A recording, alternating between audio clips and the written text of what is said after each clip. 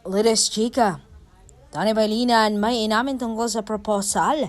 Saad niya kung mangyayari man sa isang araw ang proposal na iyan na pinag-uusapan online world, hindi ko naman ipagdadamot iba-vlog ko pa. Kaso 1 year pa ang lilipas bago ko i-upload. Kasi alam mo yon, ni-enjoy pa namin ni Belle ang lahat. Pati yung kasal, private ceremony talagang mangyayari. Tapos, iba-vlog ulit. Mga 2 years ang lilipas bago ko i-upload.